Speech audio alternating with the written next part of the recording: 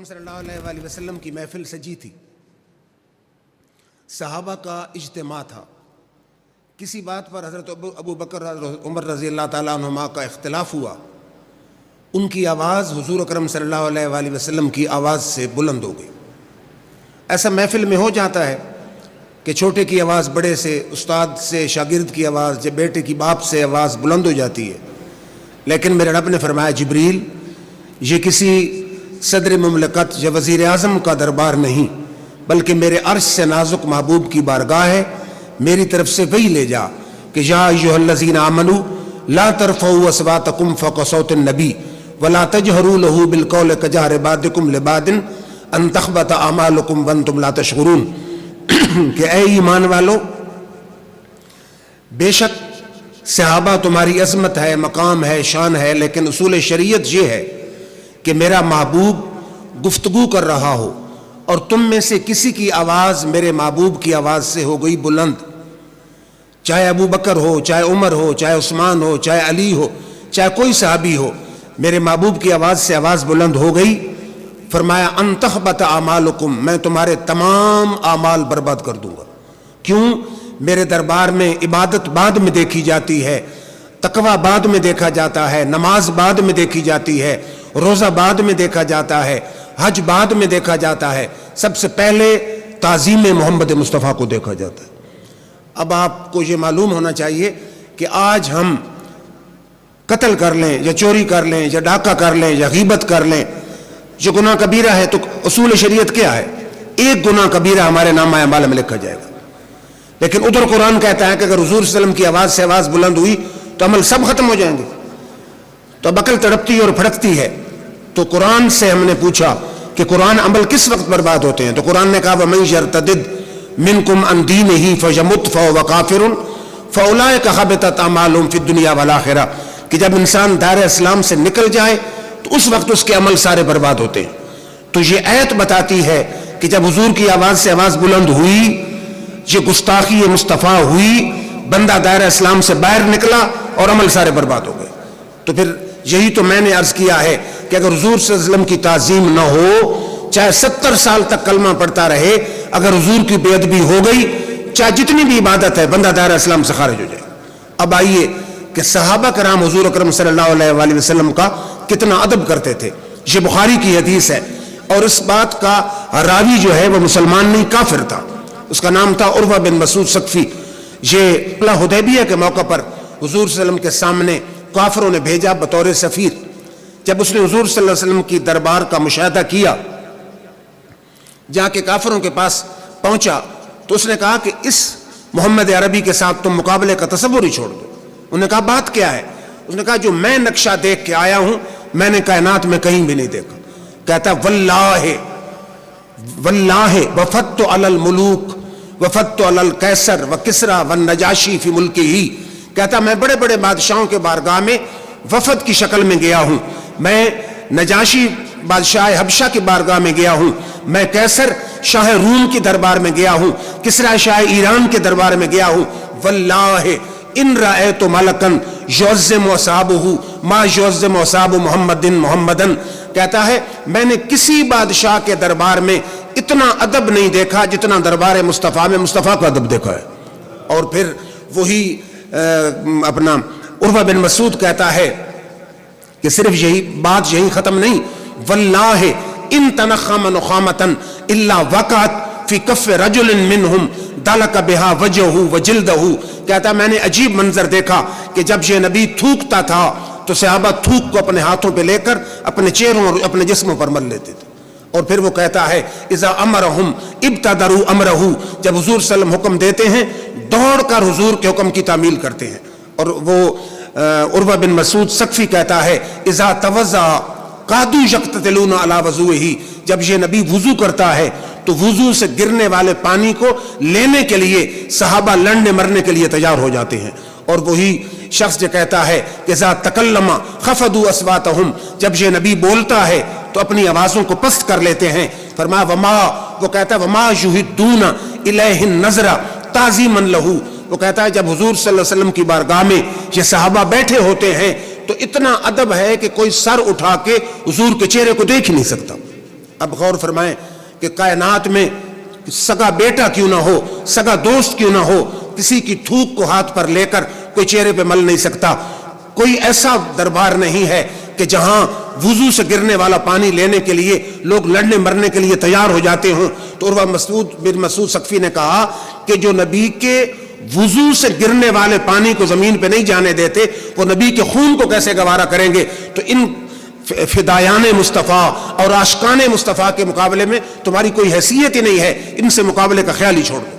پھر یہ حدیث مسلم میں ہے جو اب پڑھنے لگا ہوں، تو ایک صحابی کہتا ہے رأیت رسول اللہ صلی اللہ علیہ وسلم والحلاق یحلقہ، میں نے دیکھا حضور صلی اللہ علیہ وسلم حجامت کروا رہے ہیں، فاطاف بہ اصحابہ، صحابہ کرام حضور کے ارد گرد طواف کر رہے ہیں، چکر لگا رہے ہیں، وما یریدون ان تقع شعرۃ الا فی ید رجل منہم، اور صحابہ یہی چاہتے تھے کہ حضور کے حجامت کراتے ہوئے اگر کوئی بال گرے تو زمین پہ نہ گرے، میرے ہاتھ پہ آ جائے۔ پھر آپ تاریخ اور سیرت اٹھا کے دیکھیں کہ بالوں کو کرتے کیا تھے۔ حضرت خالد بن ولید کی ٹوپی جنگ جرموک میں گم ہو گئی، آپ نے فرمایا صحابہ میری ٹوپی تلاش کرو، بڑی دیر کے بعد ٹوپی ملی، صحابہ نے کہا اتنا بڑا جرنیل معمولی سی ٹوپی کے لیے اتنا وقت انہیں ضائع کیا؟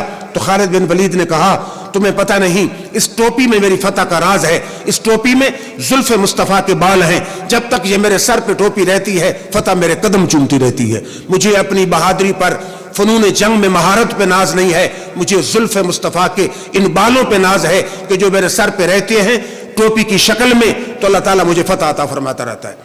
تو تعظیم مصطفیٰ جب تک نہ ہو صرف کلمہ پڑھنے کا کوئی فائدہ نہیں، اور تعظیم بھی ساری کائنات سے بڑھ کر نہ ہو اس وقت تک انسان مسلمان کہلانے کا حقدار ہی نہیں ہے۔ پھر دوسرا اس کا جو حصہ ہے وہ ہے محبت مصطفیٰ صلی اللہ علیہ وسلم۔ یہ بھی آپ قرآن و حدیث اٹھا کے دیکھیں، جاہل لوگ یہ کہتے ہیں کہ جو سنیوں کا محض خیال ہے، خوش فہمی ہے کہ ساری کائنات سے بڑھ کر محبت ہو، یہ سنیوں کا محض خیال نہیں، یہ قرآن اور حدیث کی تعلیمات کا نچوڑ ہے۔ اب آپ سوچیں گے کیسے؟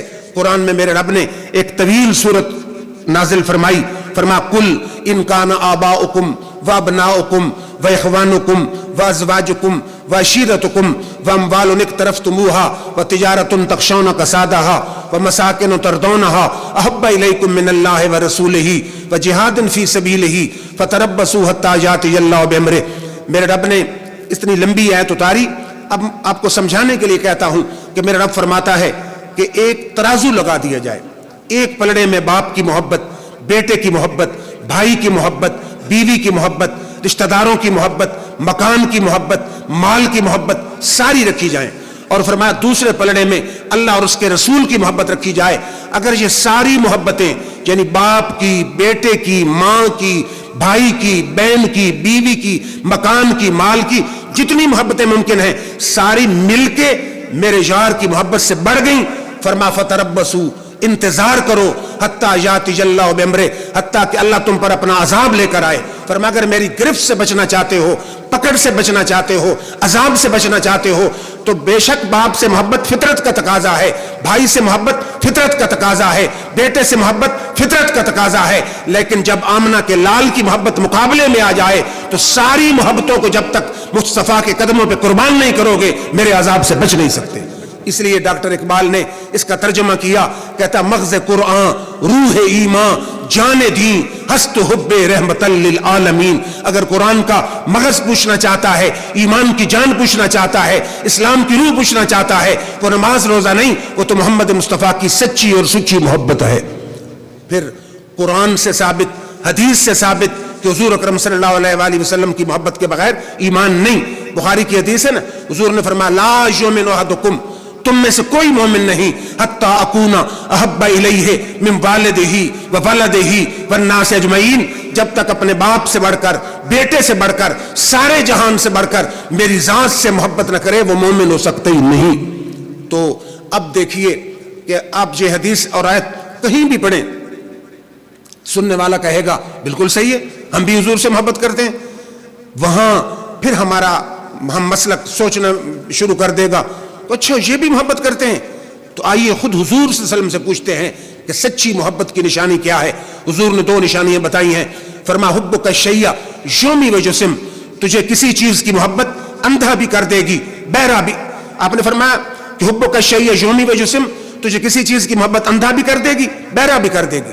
مقصد کیا ہے کہ محب اگر سچا ہو، نہ گلہ کرتا ہے نہ گلہ سنتا ہے، اس کی آنکھ محبوب کے عیب کو عیب نہیں سمجھتی اور اس کے کان محبوب کا گلہ سن نہیں سکتے۔ مختصر ترجمہ یہ ہے، محب سچا ہو، نہ گلہ کرتا ہے نہ گلہ سنتا ہے۔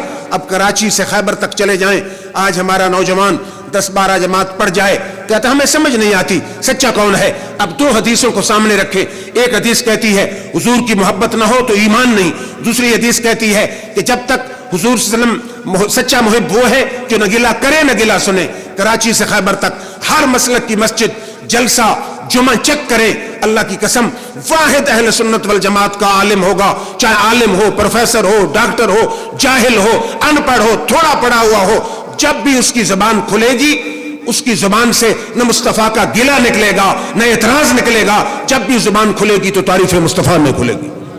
دیکھیں نا کتنی واضح نشانی ہے کہ کہیں بھی چلے جائیں، دیکھیں جلسے میں وہ کیا بیان کر رہا ہے۔ اگر حضور کا گلہ کر رہا ہے، تنقید کر رہا ہے، اعتراض کر رہا ہے، حضور کے معجزات پر اعتراض ہے، اختیارات پر اعتراض ہے، مقام پر اعتراض ہے، شان پر اعتراض ہے، سمجھ لیجئے حضور کی محبت کے دعوے میں جھوٹا ہے۔ جو محبت کے دعوے میں جھوٹا ہے سمجھ لیجئے وہ ایمان کے دعوے میں جھوٹا ہے۔ اور دوسری نشانی حضور نے بتائی، آپ نے فرمایا کہ من حب شیئا فاکثر ذکرہ، بندہ جس سے محبت کرتا ہے اس کا ذکر اکثر کرتا ہے۔ تو اس نشانی کو لے کر چیک کریں، آپ ہر مسلک کو چیک کریں، اللہ کی قسم واحد اہل سنت والجماعت ہیں۔ حضور نے فرمایا سچا محب ذکر بہت کرتا ہے، سنی ہر وقت کسی نہ کسی بہانے سے کر ہی ذکر محمد مصطفیٰ رہا ہے۔ اب دیکھیں کہ تراویح کی مثال لیں، آپ تراویح پڑھتے ہیں، ان کی مساجد میں چلے جائیں، تراویح پڑھ کے 4 پڑھ کے وہ بھی کھڑے ہوتے ہیں، ہم بھی کھڑے ہوتے ہیں۔ ہمارے اکابرین نے سوچا کہ ہم کھڑے تو ویسے ہی ہو رہے ہیں، کیوں نہ اپنے نبی پر درود پڑھ کے کھڑے ہوں۔ ہم کھڑے ہوتے ہیں الصلاۃ بر محمد کہ یا رسول اللہ صلی اللہ علیہ وسلم آپ پر درود ہو۔ حضور نے فرمایا جو ایک دفعہ درود پڑھے 10 گناہ معاف، 10 درجے بلند، 10 نیکیاں مل گئیں۔ جب قرآن میں رب نے فرمایا یا ایھا الذین آمنوا صلوا علیہ وسلموا تسلیما، اے ایمان والو میرے نبی پر درود بھی بھیجو، سلام بھی بھیجو۔ نہ کوئی وقت مقرر ہے، نہ جگہ مقرر ہے، نہ درود کا صیغہ مقرر ہے۔ وہ بیچارے ساری زندگی پوچھتے رہ گئے کہ کہاں لکھا ہے کہ 4 تراویح کے بعد درود پڑھو۔ جب اللہ نے 24 گھنٹے درود کو جائز رکھا ہے تو 4 تراویح کے بعد بھی پڑھ لیا جائے تو خرابی کیا ہے؟ سنی تیری قسمت، تیری عظمت کو سلام کہ تو ہر وقت اسی کوشش میں ہوتا ہے۔ ہم اہل سنت والجماعت اذان کے بعد درود پڑھتے ہیں۔ وہ پوچھ رہے ہوتے ہیں اذان کے بعد درود کا کیا ثبوت ہے؟ حالانکہ مسلم شریف کی حدیث ہے، میرے آقا نے فرمایا اذا سمعتم المؤذن فقولوا مثل ما یقول، کہ جب مؤذن کی آواز سنو جو کلمے وہ کہے تم بھی وہی کہو۔ وہ کہے اللہ اکبر اللہ اکبر، تم بھی کہو اللہ اکبر اللہ اکبر۔ وہ کہے اشہد ان لا الہ الا اللہ، تم بھی کہو اشہد ان لا الہ الا اللہ۔ وہ کہے اشہد ان محمد رسول اللہ، تم بھی کہو اشہد ان محمد رسول اللہ۔ وہ کہے حی علی الصلاۃ، تم کو لا حول ولا قوۃ الا باللہ۔ تو جب اذان ختم ہو فرمایا ثم صلوا علیہ، پھر میری ذات پر درود بھیجو۔ حضور نے خود فرمایا ہے، ہم اذان کے بعد بھی درود پڑھ رہے ہیں، جلسے کے بعد درود پڑھ رہے ہیں، جمعے کے بعد درود و سلام پڑھ رہے ہیں۔ وہ ساری زندگی پوچھتے ہی رہ گئے اور اہل سنت ساری زندگی درود پڑھتے ہی رہ گئے۔ ہم کبھی جلسہ میلاد منعقد کر رہے ہیں، کبھی جلسہ معراج منعقد کر رہے ہیں، کبھی جلوس میلاد منعقد کر رہے ہیں، کبھی محفل نعت سجا رہے ہیں۔ مقصد کیا ہے؟ کسی نہ کسی بہانے ہمارے نبی پاک کا ذکر ہوتا ہی رہے۔ تو حضور نے فرمایا سچا محب وہ ہے جو اکثر ذکر کرتا ہے اور نہ گلہ کرتا ہے نہ گلہ سنتا ہے۔ اس کے بعد معیار ایمان تو ہمارے لیے صحابہ کی جماعت ہے۔ حضور اکرم صلی اللہ علیہ وآلہ وسلم کے جس صحابی کی زندگی اٹھا کے دیکھیں ہمیں صرف ان میں اہم چیز جو نظر آتی ہے وہ محبت مصطفیٰ اور عشق محمد مصطفیٰ نظر آتا ہے۔ حضرت طلحہ بن برا 11 سال کے لڑکے ہیں، حضور کے صحابی ہیں، حضور کی خدمت میں آئے، کبھی ہاتھ چومتے ہیں، کبھی پاؤں چومتے ہیں، کبھی آپ کے کندھوں کو چومتے ہیں۔ حضور نے فرمایا طلحہ کیا ہو گیا؟ عرض کی یا رسول اللہ صلی اللہ علیہ وسلم مجھے آپ سے محبت ہو گئی۔ حضور نے فرمایا اگر محبت ہے جاؤ اپنے باپ کو قتل کر کے آؤ۔ اس نے جمپ لیا اور چل پڑا۔ حضور نے واپس بلایا، آپ نے فرمایا میں باپ کو قتل کرانے نہیں آیا، میں تو تیرے عشق کا امتحان لے رہا تھا۔ حضور صلی اللہ علیہ وسلم کو پتہ چل گیا کہ میرا سچا عاشق ہے، بیمار ہو گیا، 11-12 سال کا لڑکا تھا۔ حضور خود اس کے گھر تشریف لے کے گئے، بیمار پرسی کے لیے حضور خود گئے۔ آپ نے جب اس کے چہرے کو دیکھا تو آپ نے اندازہ کر لیا کہ یہ تو اس کی روح نکلنے والی ہے۔ آپ نے اس کے باپ کو علیحدہ بلا کے فرمایا کہ آج طلحہ رات کو مر جائے گا۔ تو نے مجھے اطلاع دینی ہے، میں نے اپنے عاشق کا جنازہ خود پڑھانا ہے۔ کتنا حضور صلی اللہ علیہ وسلم کے ہاں اپنے عشاق کی قدر اور ویلی اور قدر و منزلت ہے۔ چنانچہ جب بیٹا حضور نکل کے گھر آ گئے، واپس آ گئے، اس نے اپنے باپ سے پوچھا کہ حضور صلی اللہ علیہ وسلم کیا فرماتے تھے؟ باپ نے کہا، حضور نے فرمایا آج رات کو تو مر جائے گا اور مجھے جنازے کے لیے بلانا ہے۔ اس نے کہا ہمارا محلہ یہودیوں کا محلہ ہے، بے شک جنازہ حضور پڑھائیں گے، میری بخشش کنفرم ہو جائے گی، لیکن میں یہ نہیں چاہتا کہ میرے جنازہ پڑھانے کے لیے حضور آئیں اور حضور کو تکلیف پہنچائیں یہودی، تم حضور کو نہ بلانا۔ چنانچہ رات کو اس کا وصال ہو گیا۔ تو اس کے باپ نے حضور کو بلایا نہیں، بلکہ بیٹے کی نصیحت پر عمل کرتے ہوئے کہ یہودی آپ کو تکلیف نہ دیں، اس نے کفن دفن جنازے کا اہتمام کر کے اسے دفنا دیا۔ صبح حضور کو پتہ چلا، آپ نے فرمایا تو نے مجھے اطلاع کیوں نہیں دی؟ اس نے کہا جی میرے بیٹے نے منع کیا تھا یہودی کہیں حضور کو تکلیف نہ دیں، تو آپ نے فرمایا مجھے اس کی قبر پر لے چلو۔ اب حضور اس کی قبر پہ پہنچے، حضور نے جو دعا مانگی پوری تاریخ اسلام میں کسی صحابی کے لیے حضور نے ایسی دعا نہیں مانگی۔ حضور اکرم صلی اللہ علیہ وآلہ وسلم نے فرمایا اللہم الک طلحہ تدحک الیہ ویضحک الیک، یا اللہ میرا طلحہ میرا عاشق آ رہا ہے، اس سے تو نے اس انداز میں ملاقات کرنی ہے کہ تو اسے دیکھ کر مسکرائے، وہ تجھے دیکھ کر مسکرائے۔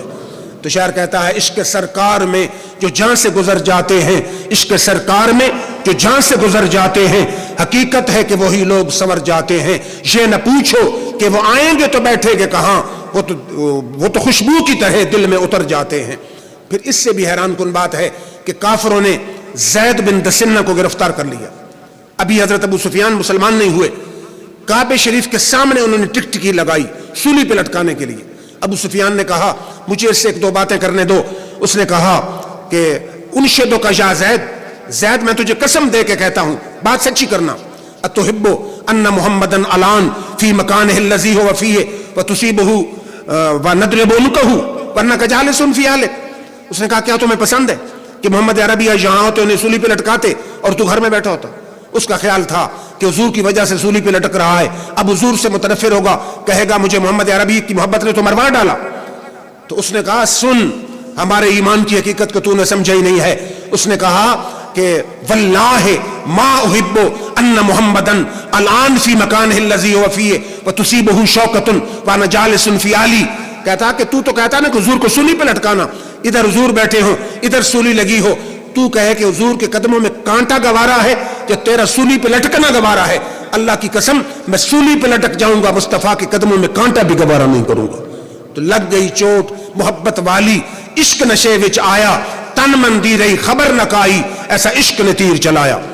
پھر ایک شخص تھا سمامہ بن اسال، اس کا واقعہ بڑا حسین و جمیل ہے، سنیں اور پھر اپنے ایمان کو چیک کریں کہ ہمارا ایمان اس معیار پر ہے۔ سمامہ بن اسال تھا کافر، کافروں کی کارروائیوں کی وجہ سے حضور نے وہاں اپنے چھوٹا سا لشکر بھیجا، اس کو گرفتار کر کے لے آئے۔ حضور نے فرمایا اسے مسجد کے ستون کے ساتھ باندھ دو، مسجد کے ستون کے ساتھ اسے باندھ دیا گیا۔ حضور صلی اللہ علیہ وسلم صبح آئے تو آپ نے فرمایا کہ ماذا عندک یا سمامہ، سمامہ تیرے پاس کیا ہے، تیرا کیا خیال ہے؟ اس نے کہا یا محمد عندی خیر، میرے پاس بھلائی ہے۔ تو اس نے کہا کہ ان تقتل ذا دم، اگر آپ مجھے قتل کرائیں تو ایک قاتل کو قتل کرائیں گے، وَإِن تُنِم عَلَى شَاكِرٍ، اگر مہربانی کریں مجھے رہا کر دیں تو یہ آپ دیکھیں گے کہ ایک شکر گزار بندے کو آپ نے آزاد کیا ہے۔ اور کہتا ہے ان ترید المال فاسأل ما شئت، اگر پیسے چاہتے ہیں تو مانگیے جتنے آپ چاہتے ہیں۔ حضور صلی اللہ علیہ وسلم یہ پوچھ کے چلے گئے۔ دوسرے دن پھر حضور آ گئے۔ آپ جب آئے تو حضور نے پھر پوچھا ماذا عندک یا سمامہ، سمامہ تیرے پاس کیا ہے؟ اس نے پھر وہی بات کی کہ ان تقتل ذا دم، قتل کرائیں تو قاتل کو قتل کرائیں گے، ان تنم علی شاکر، اگر مجھ پہ انعام فرمائیں رہا کریں تو ایک شکر گزار بندے کو رہا کریں گے، ان ترید المال، مال چاہتے ہیں فصل ما شئت، جتنا چاہتے ہیں مانگیں۔ پھر حضور چلے گئے۔ تیسرے دن پھر حضور آ گئے، پھر وہی سوال، پھر وہی جواب۔ حضور صلی اللہ علیہ وسلم نے فرمایا تیسرے دن سمامہ بن اسال کو رہا کرو۔ سمامہ بن اسال کو رہا کیا، باہر جا کے کھجوروں کے جھنڈ میں اس نے غسل کیا، واپس آ کے حضور کے قدموں میں گر کر اس نے حضور کو کلمہ پڑھ لیا۔ کلمہ پڑھنے کے بعد اس نے 3 جملے بولے کہ 3 جملے بولے اس نے، اور وہ ہر اہل ایمان کا ایمان اسی معیار پر ہونا چاہیے۔ اس نے کہا یا محمد، اے محمد، میرے نزدیک کوئی چہرہ اتنا نفرت والا نہیں تھا جتنا آپ کا چہرہ تھا. اتنا میں بغض کسی چہرے سے نہیں رکھتا تھا جتنا آپ کے چہرے سے بغض رکھتا تھا. فَصْبَحَ وَجْهُكَ أَحَبَّ الْوُجُوهِ إِلَيَّ الْآن. لیکن جب کلمہ پڑھ لیا، اللہ کی قسم کائنات کے سب چہروں سے سب سے زیادہ محبوب آپ کا چہرہ ہو گیا ہے. پہلی بات. پھر اس نے کہا کہ میرے نزدیک کوئی دین اتنا نفرت والا میرے نزدیک نہیں تھا جتنا آپ کا دین نفرت والا تھا. تو کہتا فَصْبَحَ دِينُكَ أَحَبَّ الدِّينِ إِلَيَّ الْيَوْمَ. کہتا لیکن جب آپ کا کلمہ پڑھ لیا، آپ کا دین سب دینوں سے زیادہ محبوب دین ہو گیا ہے. اور تیسرا جملہ بولتا ہے کہ سارے شہروں سے آپ کا شہر مجھے سب سے زیادہ مبغوض ترین اور نفرت والا نظر آتا تھا، مجھے نفرت تھی. لیکن جب آپ کا کلمہ پڑھ لیا ہے، فَصْبَحَ بَلْدُكَ أَحَبَّ الْبِلَادِ إِلَيَّ، جب آپ کا کلمہ پڑھ لیا ہے پھر کائنات کے سب شہروں سے بڑھ کر آپ کا شہر مجھے محبوب ہو گیا ہے. تو جب ایمان آ جاتا ہے، حضور کا چہرہ ساری کائنات سے محبوب ہو جاتا ہے، حضور کا شہر سب شہروں سے محبوب ہو جاتا ہے، اور حضور کا دین سب دینوں سے محبوب ہو جاتا ہے. اور ایک صحابی ہے، اس کا نام ہے طلحہ بن عبید اللہ. جنگ احد میں اس کو 70 زخم لگے، کندھا لٹک گیا. حضور صلی اللہ علیہ وسلم احد پر چڑھنے لگے، اس نے وہ لٹکتے ہوئے کندھے والا ہاتھ آگے کیا. اس نے کہا حضور میرے کندھے پہ پاؤں رکھ کے آپ احد پہ چڑھ جائیں. حضور اس کے کندھے پہ اپنا پاؤں مبارک رکھ کے احد پہ چڑھے. آپ نے فرمایا اوجب طلحہ، اوجب طلحہ. طلحہ نے اپنے لیے جنت کو واجب کر لیا، جنت کو واجب کر لیا. زخموں سے چور چور بے ہوش ہو گیا. جب ہوش آیا تو اس نے پھر پوچھا ما فعل برسول اللہ صلی اللہ علیہ وسلم، ذرا یہ بتاؤ میرے آقا محمد عربی کا کیا حال ہے. تو اس لیے آل حضرت نے کہا تھا نا کہ ان کا عقیدہ کیا تھا، انہیں جانا انہیں مانا، نہ رکھا غیر سے کام، للہ الحمد میں دنیا سے مسلمان گیا. اللہ تعالیٰ سے دعا ہے اللہ تعالیٰ ہمیں پوری کائنات سے بڑھ کر حضور کا ادب اور پوری کائنات سے بڑھ کر حضور کی محبت عطا فرمائے.